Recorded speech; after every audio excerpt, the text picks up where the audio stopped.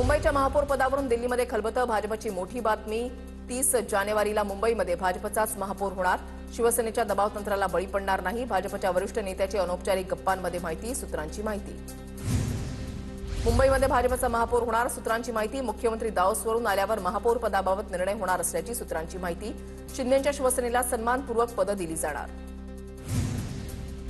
मुंबईच्या महापौर पदाचा निर्णय दिल्लीमध्ये होणार असल्याच्या चर्चा. आज शिंदेंच्या शिवसेनेचे प्रमुख नेते दुपारनंतर दिल्लीमध्ये जाणार. सूत्रांची माहिती. दिल्लीमधील महाराष्ट्र सदनमध्ये संध्याकाळी महत्त्वाची बैठक होणार असल्याची सूत्रांची माहिती. मुंबई महापालिका निकालानंतर माहितीच्या नेत्यांची आज महत्त्वाची बैठक. राहुल शेवाळे आणि अमित साटम यांच्यामध्ये सत्ता स्थापनेची महत्त्वाची बैठक होणार असल्याची माहिती. मुंबई महापालिकेवर महायुतीचाच महापौर बसणार. मुंबई महापालिकेमध्ये महापौर भाजपचा होणार की शिवसेनेचा हे महत्त्वाचं नाही. पालिकेसाठी भ्रष्टाचारमुक्त विकास महत्त्वाचा. अमित साटम यांची प्रतिक्रिया. मुंबईच्या महापौर पदावरून आमच्यामध्ये कुठलाही वाद नाही. फडणवीस दाओसवरून आल्यानंतर चर्चा होईल. मतांची प्रतारणा करून कुठलाही वेगळा निर्णय घेणार नाही. एकनाथ शिंदेंकडून भूमिका स्पष्ट. मुंबईच्या महापौर पदावर शिंदेंच्या शिवसेनेचाही दावा. प्रत्येकाला वाटतं महापौर पद आपल्याकडे असावं. उदय सामंतांचं सूचक विधान. दरम्यान 3 दिवसांपासून हॉटेलमध्ये असलेले नगरसेवक 24 तारखेपर्यंत फडणवीस मुंबईमध्ये परत येईपर्यंत शिंदेंची शिवसेना नगरसेवकांना हॉटेलमध्येच ठेवणार का याकडे लक्ष लागलेलं होतं. मात्र आता त्यांनी चेकआउट केलंय. महापौर महायुतीचा होणार असेल तर सौदेबाजी कशासाठी? हॉटेलमध्ये नगरसेवकांना लपवून ठेवण्यासाठी वेळ का येतेय? राऊतांचा सवाल. तर दिल्लीमधून मुंबईचा महापौर ठरणार हा महाराष्ट्राचा अपमान. राऊतांची टीका.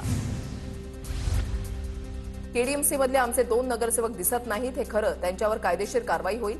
संजय राऊतांचा थेट इशारा. तर भाजपच्या प्रत्येक नगरसेवकावर विभागामध्ये वॉचडॉग ठेवलेत. राऊतांचा आरोप.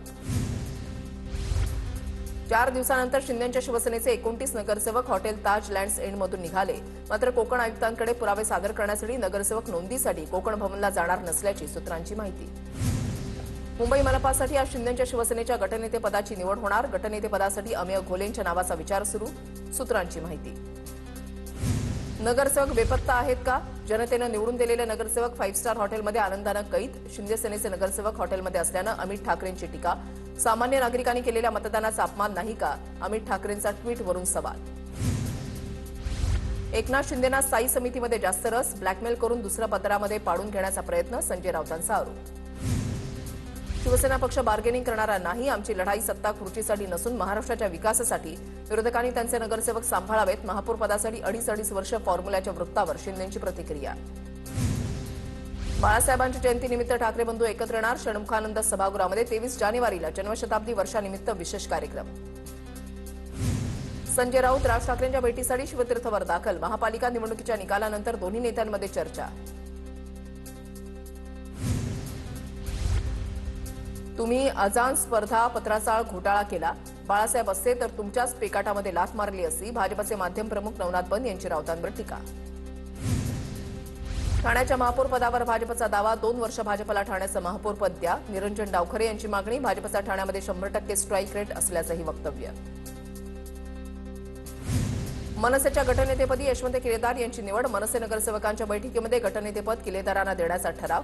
उद्धव ठाकरेंची शिवसेना आणि मनसेचे नवनिर्वाचित नगरसेवक आज कोकण भवनला आपले गट नोंदणीसाठी जाणार.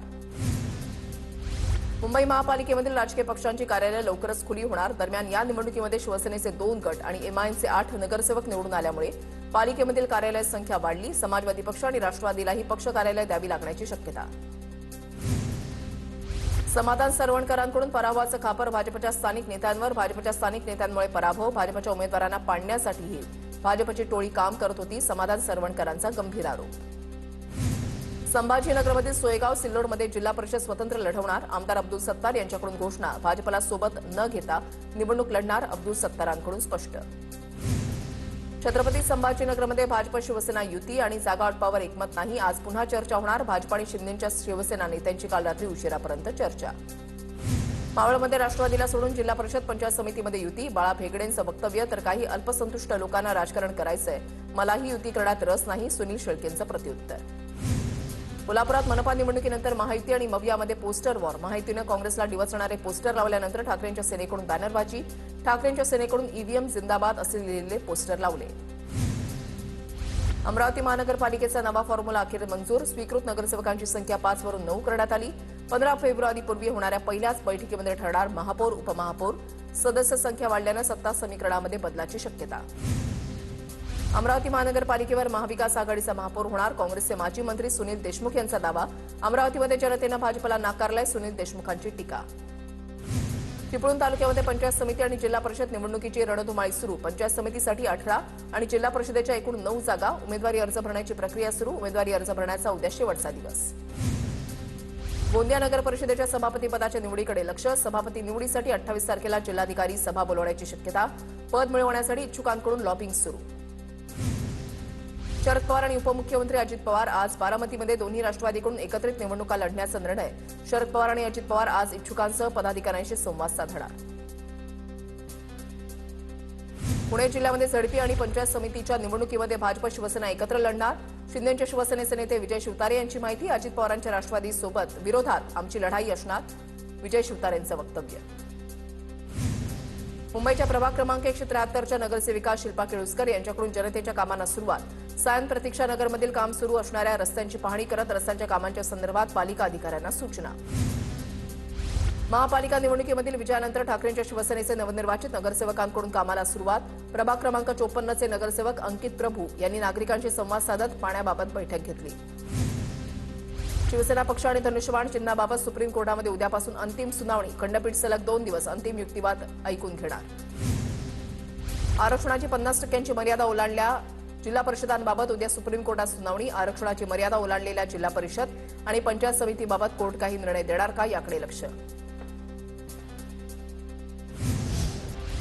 पालघरमध्ये निघालेल्या मार्क्सवादी कम्युनिस्ट पक्षाच्या मोर्चाचा आज दुसरा दिवस. पाणी, जंगल, जमिनीच्या प्रश्नांवर आंदोलन सुरू. पालघर जिल्ह्यामधील डहाणू चारोटीमधून 30,000हून अधिक शेतकरी आदिवासी बांधवांचा पायी मोर्चा जिल्हाधिकारी कार्यालयावर धडकणार. पालघरमध्ये माकपच्या लॉंग मार्चमुळे जिल्हा प्रशासनाकडून वाहतुकीमध्ये बदल. पालघर जिल्हा प्रशासनानं गुजराती भाषेमध्ये सूचना फलक लावल्यानं वाद.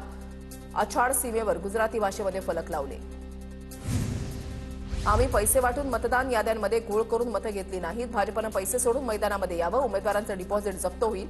खासदार संजय जाधवांचा पालकमंत्री मेघना बोर्डीकरांवर निशाणा.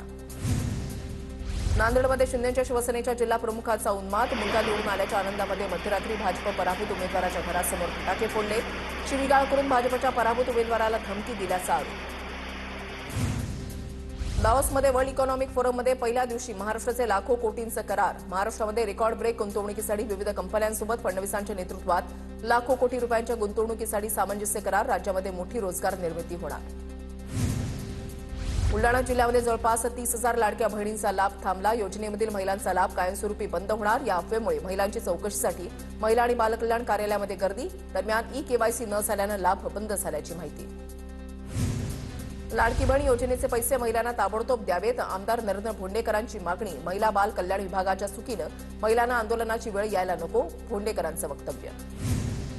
कर्नाटकमध्ये बंगळुरूसह 5 महानगरपालिकांच्या निवडणुका मतपत्रिकेवर होणार. 25 मे नंतर कर्नाटकात 5 महानगरपालिकांच्या निवडणुका.